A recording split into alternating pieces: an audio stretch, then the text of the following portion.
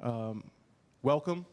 I'm Dr. Colin Clarke. I'm a senior research fellow at the Soufan Center, where my research focuses on transnational terrorism, counterinsurgency, and global security. I'm very pleased to have you here today on the panel for Global Perspectives on the State of the Jihadist Threat. This session will examine the state of the threat posed by jihadist groups like Al-Qaeda and Daesh in Africa, Europe, and South Asia, and include a focus on how counterterrorism and prevention efforts can focus on the current iterations of the threat and their implications for global security. I'd like to introduce my fellow panelists. First, Tanya Mehra.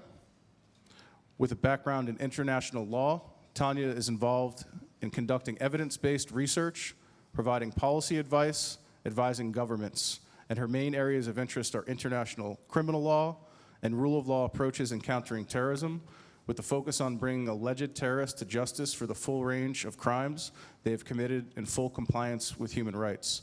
She is a senior research program lead at the International Center for Counterterrorism in The Hague.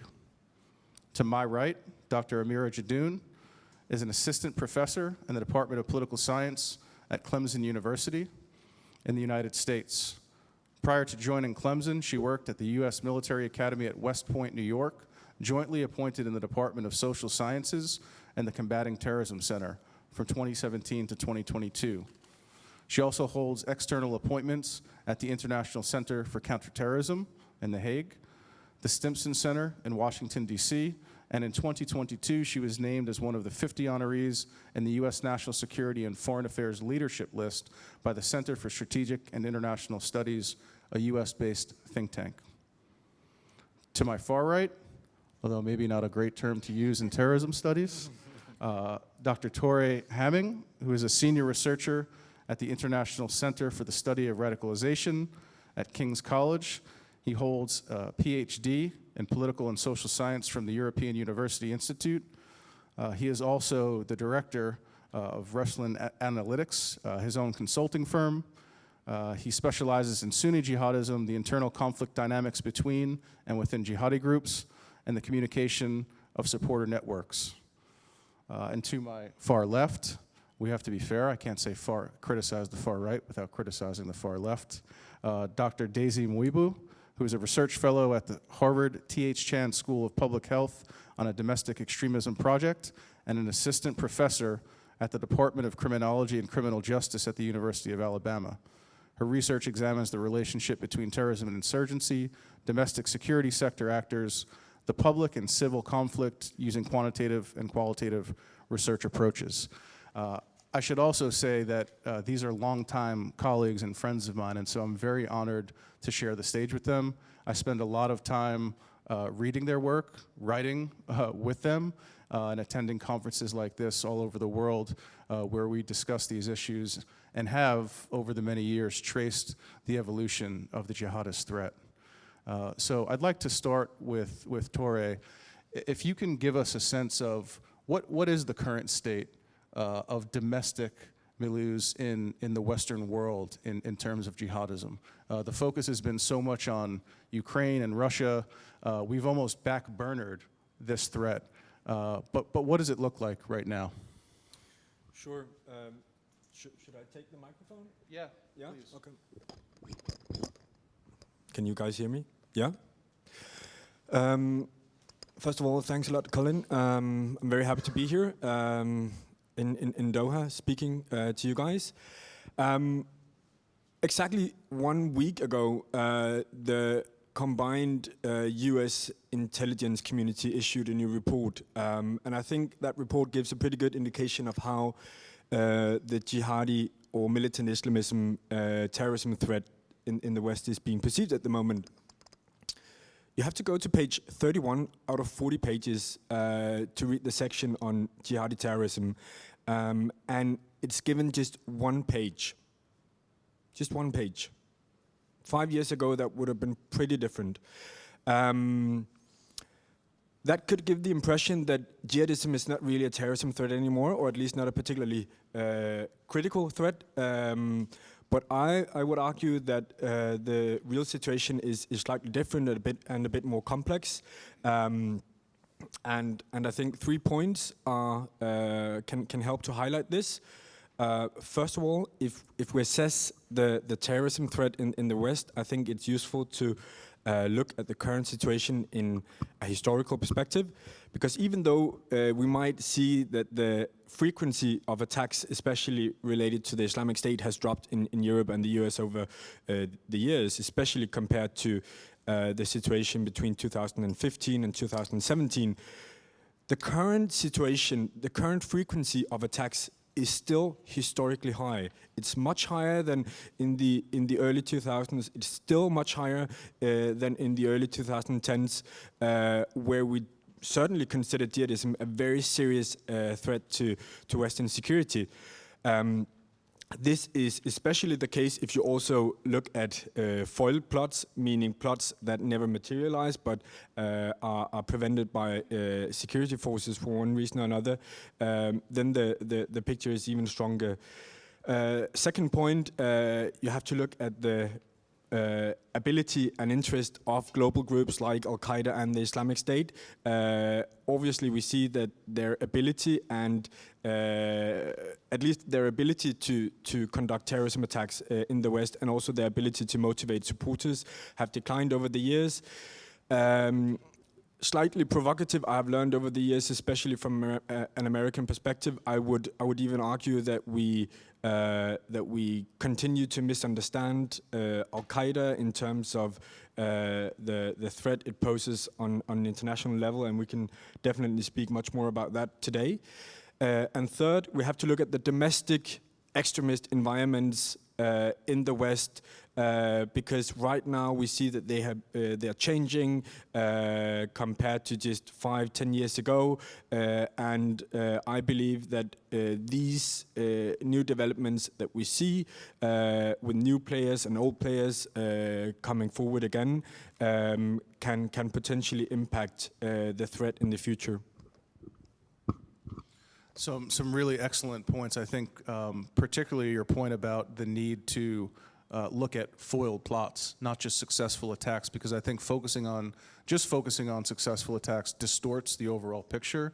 Petter Nesser and I have had this conversation from FFI ongoing for years, actually, and he just recently released a new data set, which I'm excited to dig into, because I think it really provides a level of granularity that's been missing in terrorism studies, and I think we talk all the time about how close sometimes we are to avoiding catastrophe in looking at the security services. Sometimes we get lucky, right? Sometimes we're saved by really extraordinary security forces, and many times we're saved by terrorist ineptitude, thankfully, the kind of Keystone Cops approach to conducting terrorist attacks. Tanya, can you tell us a little bit about an overview, kind of tacking on to what Tore said? What else are we missing, particularly in terms of accountability? Yeah, thanks, Colin, first of all, for having me here. We will be back indeed. You've been a visiting fellow, one of the few visiting fellows we had the day before COVID, so it's really nice to continue our cooperation.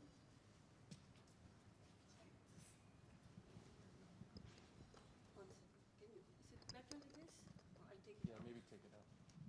Yeah, maybe this way it's better. I think it's still off mine. Is my mic off? It's on, it's green, but...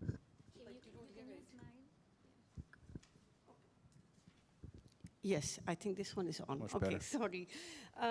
Yeah, so my focus is on accountability, and this means holding alleged terrorists accountable for the crimes they have committed, but it's also holding states accountable for effectively addressing terrorism in their countries.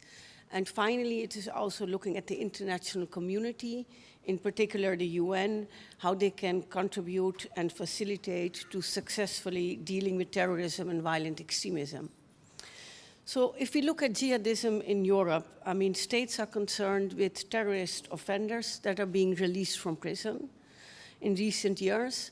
And although the rate of recidivism remains very low, we see that several countries in Europe are amending their laws. So they are extending the length of sentences for terrorist offenses, and at the same time, they are limiting the early release from prison. What we also see is that last year, the European Court of Human Rights ruled in a landmark decision on repatriation of French citizens.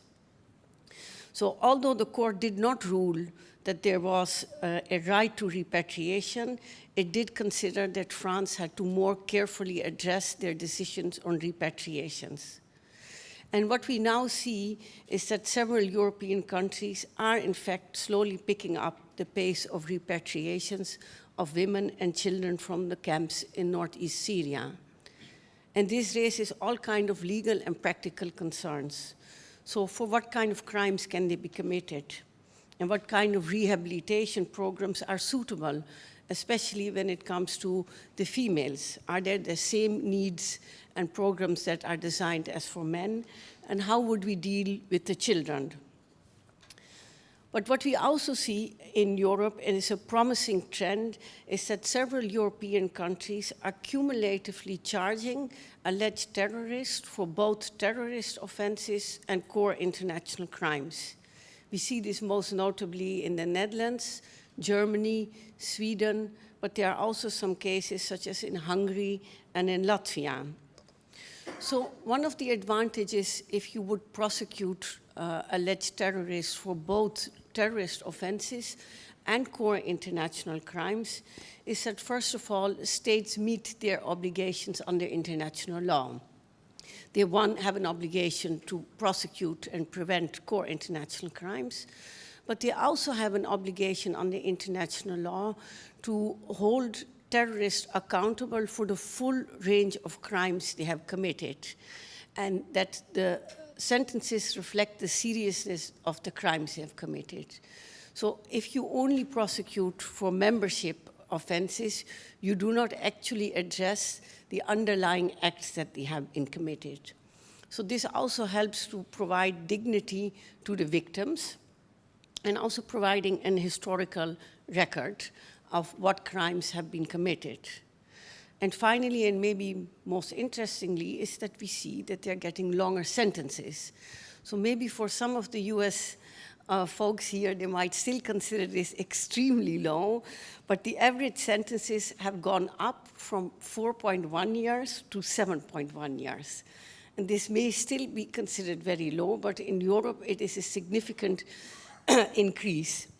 So at the moment, I'm building a data set, and I have collected now over 60 cases, out of which 30 have been completed, where you see this cumulative, this cumulative charging taking place.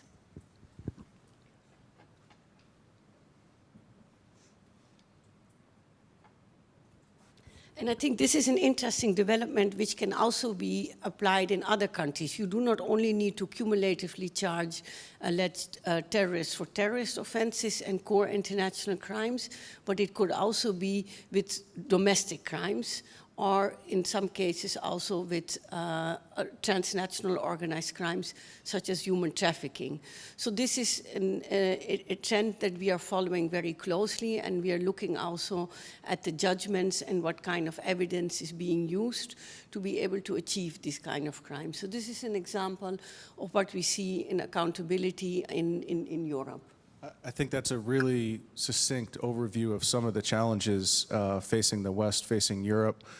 Tanya mentioned that I'm a visiting fellow, and I was a visiting fellow at the International Center for Counterterrorism in The Hague.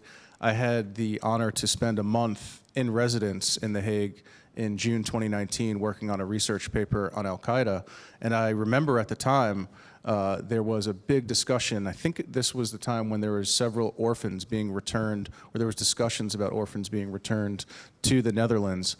And what I didn't appreciate coming from the United States was just how much of a political football this was, how controversial it was for even orphans, right, who did nothing wrong to come home and be reunited with their grandparents in the Netherlands, people who had been in Syria, in Iraq, fighting for Daesh.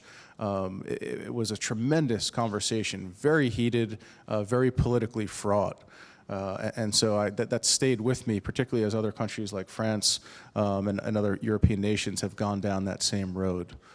It's amazing to be sitting here in 2023 in Doha talking about how the threat has evolved, because even just a few years ago, the center of gravity in terms of the global jihadist movement was very squarely situated in the Levant, in Iraq and Syria, with Raqqa and Mosul and the headquarters of the Islamic State.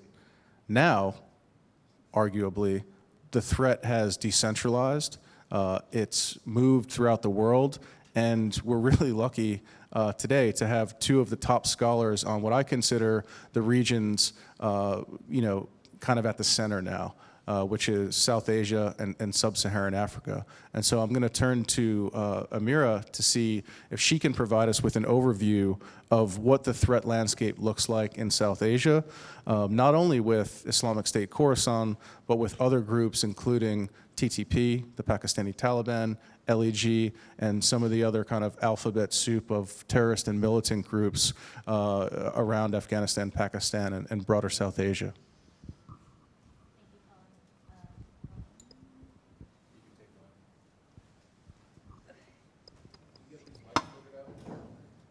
Can you hear me now? Okay, sounds much better. Thank you, Colin. Thank you all for being here. Really happy to be a part of this esteemed panel. I'm not going to be able to talk about all of the groups because I would need several days for that. So I'm going to just stick to giving you a few an overview and some highlights. So as we all think about new security challenges, and we would like to look at the future with some optimism, I think it's also a good moment to pause and reflect upon some of the hard lessons that we have learned about jihadist groups, especially in terms of how they adapt to changing situations in specific locations. And that in itself can tell us a lot about what may happen in the future. So in the context of South and Central Asia, specifically Afghanistan and Pakistan, which is my area of study, if you look at the region's history, right, armed violence has always been a part of the fabric of South Asia. And so, unfortunately, jihadist militancy in South Asia is unlikely to be eliminated anytime soon.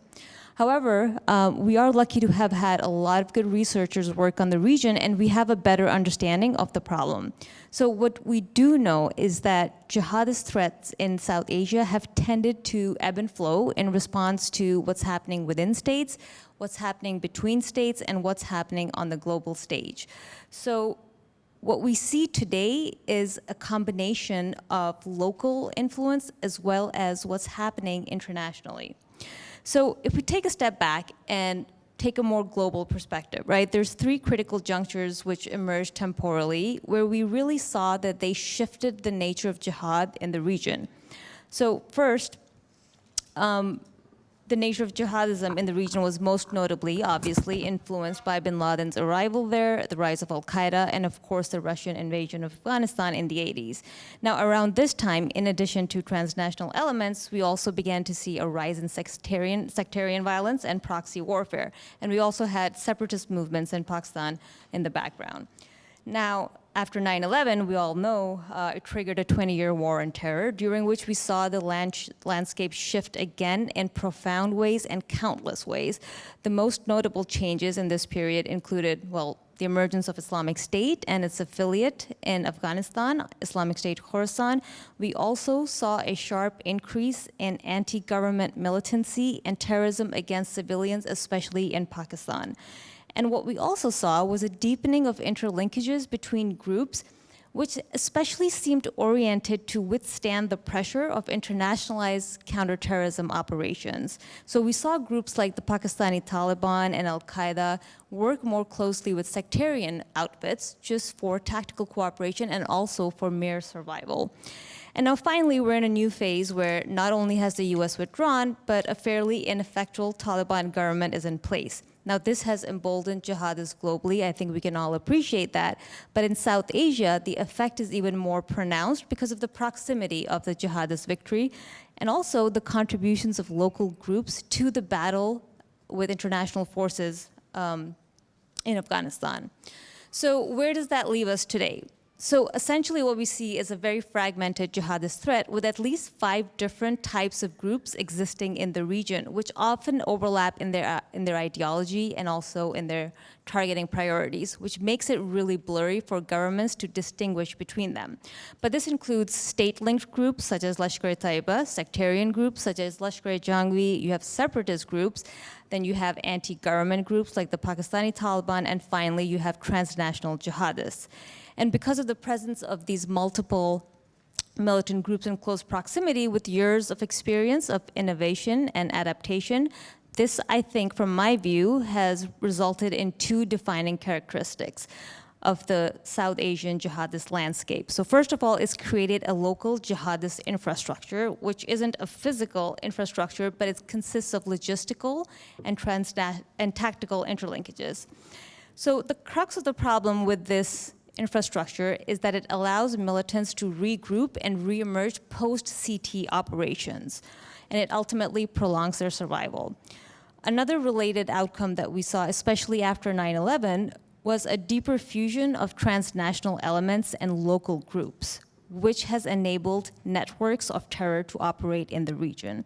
So this is where militants don't just cooperate strategically, but also opportunistically for short-term gains.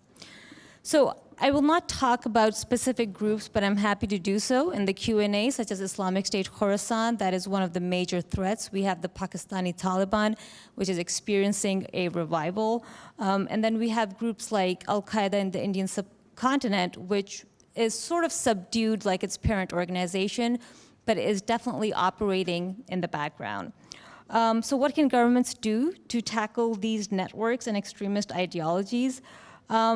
That's a long conversation, right? But I think regional governments need to first acknowledge that there's a growing inclination of jihadists to work together regardless of their background and ideology, and that jihadism now is a fusion of transnational elements and locally oriented groups. So dealing with a jihadist movement that knows how to adapt requires regional governments to stay 2 steps ahead of it. A long-term security policy, instead of disjointed actions which target specific groups, hasn't really worked. So regional governments need to work together and come up with a long-term plan. But independently, at the state level, they also need to take rising extremism and polarization more seriously in order to make jihadist propaganda less appealing, or just reduce the vulnerability of civilians to jihadist coercion. Thank you very much for a comprehensive overview of the threat in a very critical region. We're in the place right now in Doha, where the Doha Agreement was negotiated, where the Afghan Taliban was brought back into the fold, which spanned successive administrations, not only the Trump administration, but the Biden administration. And if you listen to Zalmay Khalilzad, there was nothing to worry about. The Taliban would clearly break from Al-Qaeda, except as we know, Ayman al-Zawahiri, when he was killed by a US drone strike, was found no other than in Kabul. Clearly enjoying a close relationship still to this day. And so one of my main concerns, something I've written about and spoken about quite often, is the future of Al-Qaeda and what happens to that group. And Amira's done an excellent job of situating the threat across the kind of broader landscape. And she's too modest to mention it, but I will say that she's got a book forthcoming on Islamic State Khorasan coming out in a few months. This month, and so it will prove to be, no doubt, one of the most recent and most relevant works of scholarship on this topic. So we'll shift from South Asia to sub-Saharan Africa, where in my opinion that's the other growing region of concern. And Daisy is going to talk to us a little bit about what's going on in the Horn of Africa and what the landscape looks like there. Please. Yeah, thank you again for having me here. This is a very important panel, and I think sometimes in recent period has taken us back burner to strategic competition. But I want to touch a little bit of what Tor said before about looking at the existing priority areas and seeing that there's a big shrink in how much priority is given to violent extremists. And I want to sort of parallel that by looking at the recent US sub-Saharan strategy framework that they have adopted, as well as the national defense strategy. And in both cases, they do acknowledge that countering violent extremism is quite important. In fact, though in part of the US national defense strategy, they only dedicate, I think it's about a paragraph to the African continent. In there, they identify 3 priority areas. And the first one is countering violent extremism and disrupting extremist groups.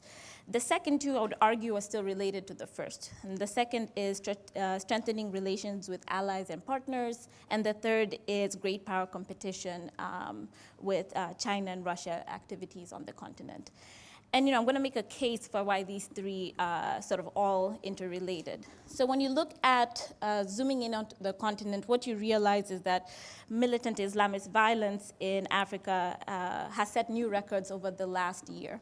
According to the Africa Center for Strategic Studies, you see that there has been sort of roughly 7,000 episodes of violence that occurred on the continent just this past year, resulting in over 19,000 fatalities. And the threat is generally concentrated in 5 regions. So this is Somalia, the Sahel, Mozambique, as well as the Lake Chad Basin and Egypt's Sinai Peninsula. But if you really zoom into these 5 areas, what you see is that in the case of the Sahel and Somalia, this is where most of that violence tends to be concentrated. Take a closer zoom into the Sahel region, you see that you have groups that are affiliated with the Islamic State, as well as groups affiliated with Al-Qaeda that are very much active in that area. And you can see that in particular Mali's case, you see that there's a spread in this violence, not just from the northern part of Mali, but also spread into the southern part, even hitting the capital, Bamako. The same thing is true for Burkina Faso, where you see that there's a spread in the threat in not just the north, but also in the west and in the east and the region.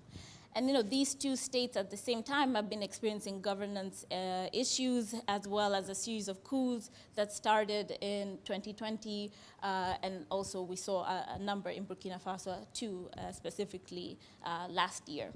And so this governance issues, as well as the coup, has sort of given more room for these extremist groups to have more activity in the region.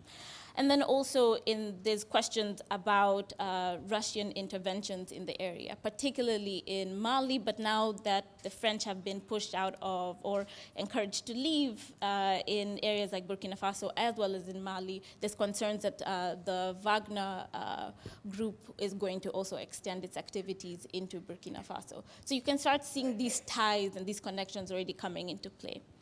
When you shift focus from the Sahel to Somalia, which is the other area where we saw a number of these attacks and fatalities occur, you see that there are 2 groups of concern: Islamic State, which you can generally break into Islamic State Somalia, as well as its more financial operations unit, Al-Qaeda, and also, on the other hand, you have Al-Qaeda's affiliate, Al-Shabaab.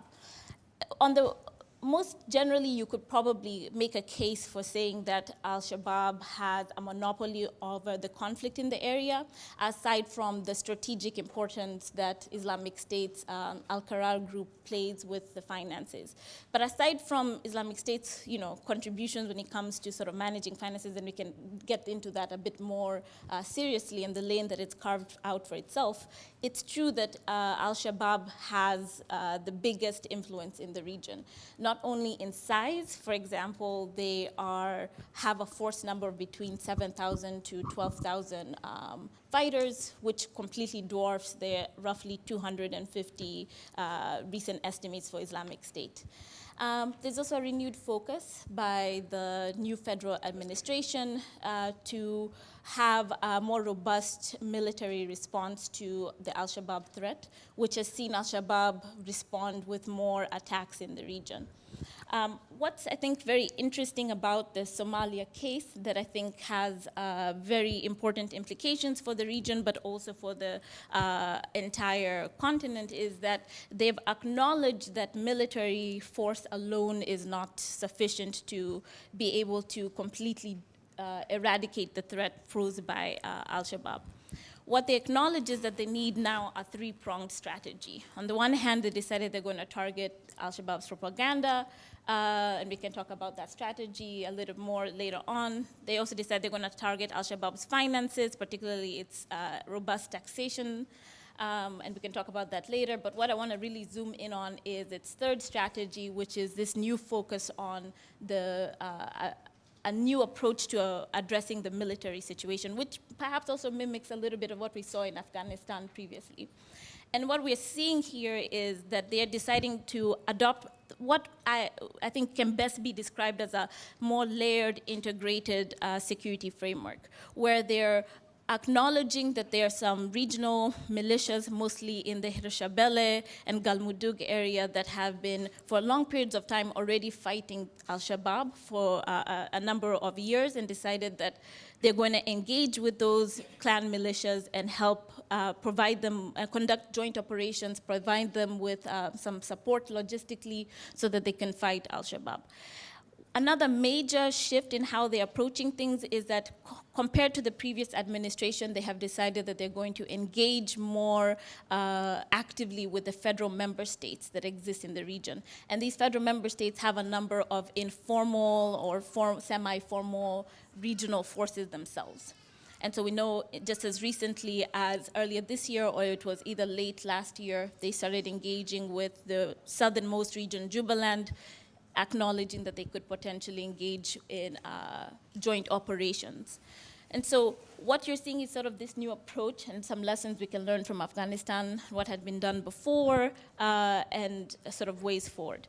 And where I want to close off of is, yes, we have these militarized solutions, we can target the propaganda, we can target the finances, but ultimately across the continent, there's going to be a conversation that's going to need to be had about countering violent extremism solutions that are less about military, but more about reintegrating and disengaging violent extremist groups. We know as a whole, across the world, a lot of the existing countering violent extremist disengagement or even de-radicalization programs have not been fully evaluated in a way that we can be able to fully draw strong lessons from. But this is even, the situation is even a bit more cloudy when we start introducing the idea of looking at programs that provide some sort of psychosocial benefits, whether it is providing vocational training, education, or financial assistance or family assistance to those programs that provide more psychological and clinical support, sort of like trauma-informed care to help fighters reintegrate. In this particular area of countering violent extremist tertiary interventions, we simply don't have full answers to be able to take on the best lessons learned. And we know these programs exist everywhere from Southeast Asia to the West to about 3 programs that I can talk most confidently about, 2 focused in Nigeria and 1 based in Somalia. So we can talk about that more in length. Thank you so much for that incredibly detailed deep dive into the threat landscape in Africa. Some of the numbers are staggering in terms of what we're seeing in attacks in the Sahel and the Horn of Africa and elsewhere. It's interesting because I never thought I'd have to come to Doha to hear about the threat of transnational terrorism. I used to get that a lot in Washington, D.C., but now when I go to the Beltway, I'm told, don't worry, the global war on terrorism is over. It's no longer a problem. If it's not China or Russia, we don't want to hear about it, right? It's all about great power competition, as if, one threat has faded and the other has arisen. I think there's a fundamental misunderstanding in certain parts of our country about those 2 issues being mutually exclusive, right? And so we're shifting resources from Africa to other places so we can answer the bell of great power competition. But what's filling that power vacuum, and Daisy did a great job of highlighting that, is the Wagner Group, destabilizing the region further. And this isn't a long-term plan, right? After resources are extracted, the Russians will leave, and who will be called upon to help there. I can tell you right now it'll be the United States and probably France and other Western countries dealing with a situation that's far worse off than it is even today. But we'll tell you, right, scholars of terrorism and jihadism, that the threat is still very much alive and well. And so, Tore, I'll turn to you to give us a good overview of what does the threat look like from Al-Qaeda and ISIS, as much as people want to put them in the back burner. Well, it's a very good question at the moment, I think. I think we have to separate the two groups and not talk about them as the same when it comes to international terrorism. If we begin looking at the Islamic State, there's no doubt that initially when the group came forward in 2013, 2014, it was a major threat against the West. It managed to establish quite an advanced unit for orchestrating these external attacks. It was incredibly effective in mobilizing supporters in the West to conduct attacks on their own. Obviously, that has changed. Since 2017, the number of attacks affiliated with the Islamic State has dropped quite drastically. I don't think it has anything to do with the Islamic State's interest in conducting terrorism in the West. I think it is still very inclined to do so. But obviously, we see that it doesn't have the same capacity anymore, neither to orchestrate these attacks themselves or to motivate its supporters to do so. It tried back in 2019 to establish a new structure to orchestrate these kind of attacks as part of its so-called administration of remote provinces. It had created a new office called Maktab al-Faruq that was based in Syria but in charge of Turkey and Europe as well, that should be responsible for carrying out attacks in the West. But as time has shown, it didn't really pan out, and the group doesn't really seem capable of conducting these attacks anymore. Turning to Al-Qaeda, I think the picture is very different. I think probably for the past 10, 15 years, we have misunderstood Al-Qaeda in terms of international terrorism. If you speak to many professionals in the West who are working on Al-Qaeda from a terrorism perspective, they continue to have the impression that Al-Qaeda's finest priority is to conduct a new 9/11, that they're sitting in the caves in the Afaq region, constantly trying to plan the new attack. I don't think that's what Al-Qaeda is about anymore. And also, the recent interview by Wasim here with the head of Al-Qaeda in the Islamic Maghreb points to the fact that Al-Qaeda is not really about harming the West in the homeland. Obviously, they still want to kill American, French, Danish soldiers out and about in the regions, but conducting international terrorism in the West is no longer a priority for Al-Qaeda. The latest attack was in December 2019 in Florida, where you had some sort of connection to Al-Qaeda AQAP in Yemen. Before that, it was in January 15 in Paris with the Charlie Hebdo attack. Al-Qaeda is not really about that anymore, and I think we have to begin realizing that. So, Colin, to answer your question, I think that the terrorism threat from militant Islamism is changing a bit from being very focused on organizations, Al-Qaeda, the Islamic State, to be much more focused on jihadism, much more broadly about Islamic causes and less associated with distinctive groups. I think you're right, and for anybody that's looking for a greater understanding of how this threat has evolved, I'd recommend Tore's book, Jihadi Politics. I mean, really gives you an insight into the inner workings of the ideology, how these groups look to work at a grassroots level, and it's not just about attacks, although that's what makes the news, that's what's in the media. There's so much more to understand here about how these groups operate, recruit, proselytize, etc.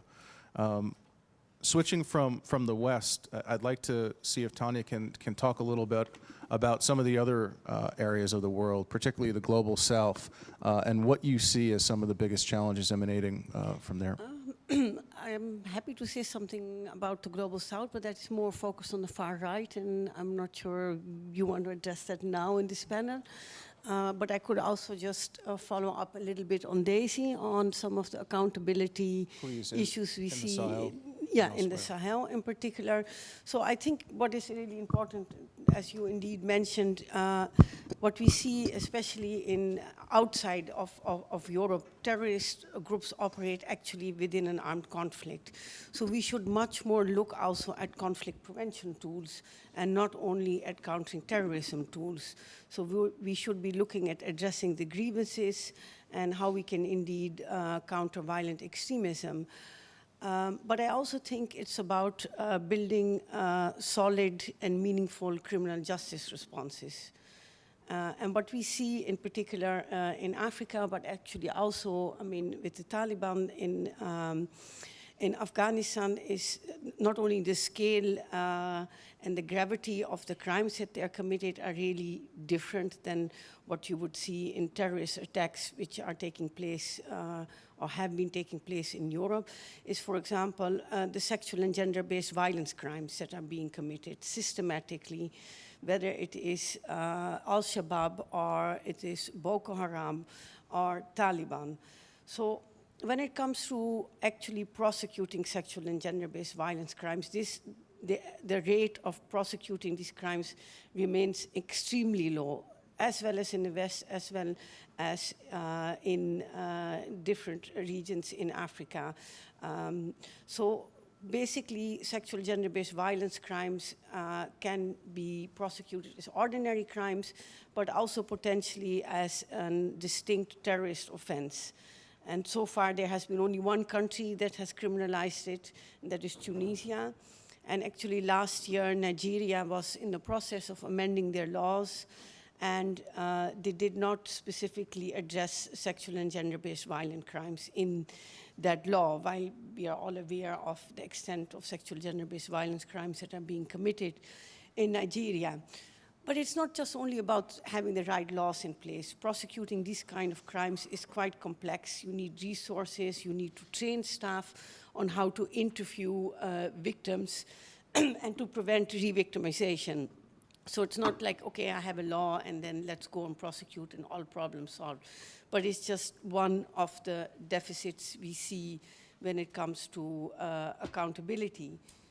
You alluded already to the Wagner Group, and so has Colin has also written a lot about it. And we are looking at it at ICCT through, where can you hold them accountable and how can you hold them accountable?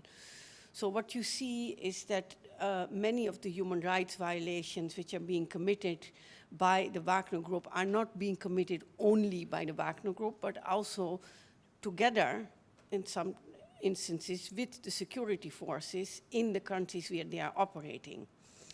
And they are targeting mainly the Fulani communities, and neither the security forces are being held accountable, neither are Wagner Group being held accountable in these countries. Now, I think we all know by now that research has proven that if violations are being committed by the government or by forces which can be attributed to the government, it is in fact a driver of radicalization. So we are just fueling this cycle of countering violent extremism again. And I think we do not recognize well enough that if you have overburdened criminal justice systems or weak criminal justice systems, arbitrary detentions or overcrowded prisons, that this erodes the trust of the general public in the government. And this is exactly the narrative which is being used by terrorist groups. So I think in addition to looking at prevention and at military responses, we also need to invest in building strong criminal justice responses when we are dealing with these kinds of terrorist groups in Africa. So picking up on terrorist groups in Africa and accountability mechanisms, Daisy, can you talk to us a little bit more about what you alluded to in your opening remarks, which are these CVE, and for those that aren't up on the lingo, CVE is countering violent extremism. It's a bit of a buzzword. The CVE, tertiary interventions, and some of the psychosocial interventions, what some people might derisively call the soft side of counterterrorism, but which we're realizing play a far more prominent role, especially today as we learn more. Yeah, absolutely. And you know, here I think about a little bit of what Tanya said earlier on, that as you're thinking about reintegrating individuals, it's good to understand the motivations about why they went into the group before and not. You know, some can be members, but maybe not as ideologically committed, and some enter for many reasons, and there's also multiple reasons why they exit. So there's this importance of acknowledging that we need to approach this from an individualized perspective, that not have this one broad approach. But let me clarify a little bit what I mean by tertiary psychosocial interventions. I know it's a term that we've heard a lot, but sometimes I think there's not a lot of cohesion in the literature in terms of what we mean. So when I'm talking about tertiary interventions, I'm not talking about those that target the broader public to create an awareness, or those that target individuals who are considered to be at risk of radicalizing. I'm talking about the programs that target those who are already radicalized or that are already active within a particular group. And in the case of the continent, a lot of this work is sort of trying to follow a little bit of a DDR framework, but acknowledging that what was useful for those individuals who are non-ideological may not always translate to those who are involved in ideological violence. And those that don't know DDR. Oh, sorry, but yeah, I just brought in another term. Disarm, disengage, and reintegrate. Demobilize, forgive me. And also to keep in mind, when I'm talking about psychosocial, this can be a host of different programs. And generally what we see is that you can think of psychosocial interventions on a continuum.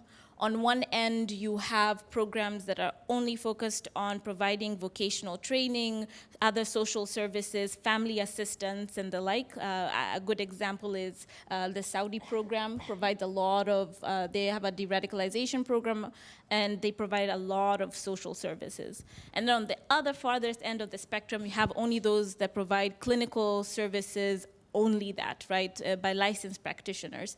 And in between, you have a number of different programs that have a lot of different configurations. And this is where things get a little bit messy, and especially when we're talking about the African continent. Right now, we do need these programs because we recognize that we can't just use military force to get through the entire conflict. We have individuals based in these organizations that are citizens of the countries or are sort of foreign fighters from neighboring countries where they're citizens.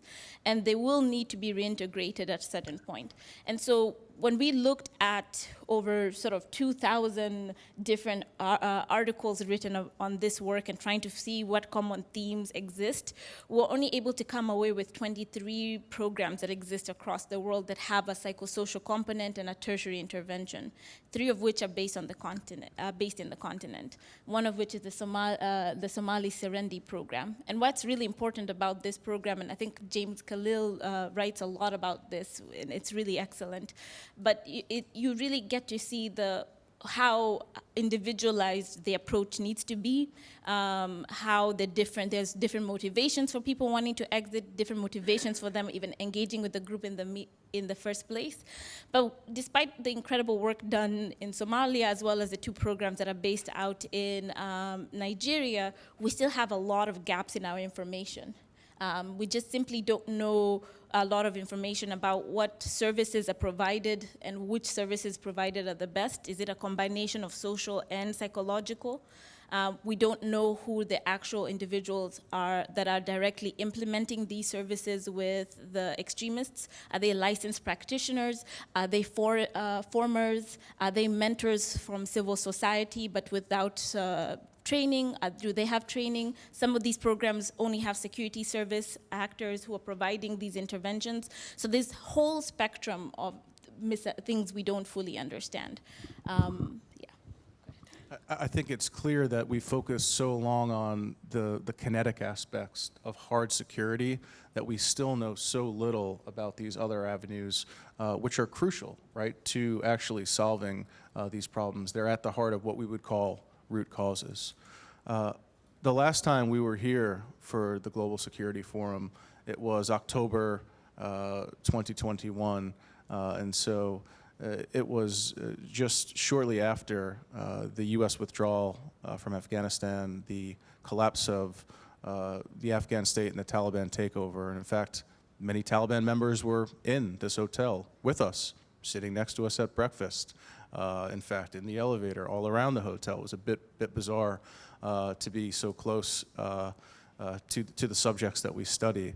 A lot has changed since then, and I'm hoping Amira can give us some insight into the impact, the long-term impact of the U.S. withdrawal from Afghanistan, and maybe touch upon a little bit as we come to the end of this session about what we might expect in terms of future trajectories in Afghanistan. Happen when the U.S. would withdraw, and whether the Taliban were actually capable of conducting counterterrorism operations. And I think part of the confusion, which led many to believe that the Taliban would actually be able to suppress groups like ISK, but also distance themselves from the Pakistani Taliban, so their allies, that hasn't really played out as we all expected. So for one, ISK has actually tripled its attacks since the US withdrawal and the collapse of the Afghan government. And this surprised many, but those who were actually keeping an eye on ISK since its formation, we began to see this transition in 2020 when it sort of transformed from an insurgent group to more of a terrorist group. And that's what we're doing, that's what we're seeing right now. So ISK is actually growing in strength and its lethality, and it's essentially pursuing a three-pronged strategy, right? So it's engaging in terrorism against not just civilians, but civil society organizations, as well as minorities. And this ultimately makes the Taliban look bad. They have also targeted Taliban leaders, ideologues, in an effort to show that they're not capable of conducting counterterrorism operations. And then finally, they have significantly expanded their propaganda output.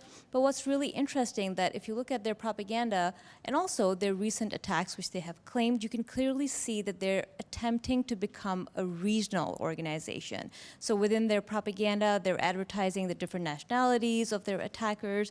And also what's really unique about ISK in that situation, that it's actively trying to subsume the agendas of all these minor groups that I mentioned earlier within their own agenda. And because their agenda is so vast that they won't stop unless they create a caliphate, it actually has that potential. So whether local groups actually buy into that ideology, that narrative, actually isn't really that relevant because it gives them a platform from where they can continue to wage their jihad from, especially because the Taliban now want to distance themselves from most terrorist groups except for some where they may have historical links. But even then, on the surface, it's not that obvious anymore.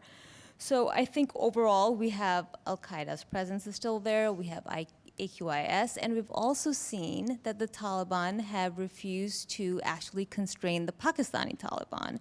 So this was an expectation that the international community had, the number one condition. And we have seen the Taliban, either they're not willing to or they're not capable of. So the end result is ISK is growing in strength and is becoming a regional entity. And for the first time, it claimed attacks in Uzbekistan. It claimed an attack in Iran, in Tajikistan. So there are real concerns, which is why I was sort of suggesting that regional governments need to realize that this problem is not confined to any one country, right? This threat transcends national boundaries. So there's a need to come up with a coordinated plan, and even if it is kinetic, because these militants are connected and they move across borders with relative ease, and they also share a lot of their financial and recruitment pipelines, right? So no single country can actually tackle the jihadist threat as it exists now. And just one final point before, sorry, I got distracted with it. I guess the last point I want to make is that at the regional level, they need to coordinate, but at the individual level, because as I mentioned, local drivers are really important. So what's happening with the Pakistani Taliban isn't just linked to the war on terror. You can trace it back to the legacies of British colonial era. So it has to be a holistic approach, but also at the state levels, a lot of the countries need to move away from proxy warfare. It hasn't really paid off. So a new direction is definitely required. Thank you. Thank you very much. It's hard to believe, but we're already at the end of the panel. Like they say, time flies when you're having fun. And I certainly am getting to be up here with literally some of the top scholars in the world on these regions, on these groups. And so for those who didn't get enough here, I do urge you to come up and engage throughout the course of the rest of this conference with the panelists.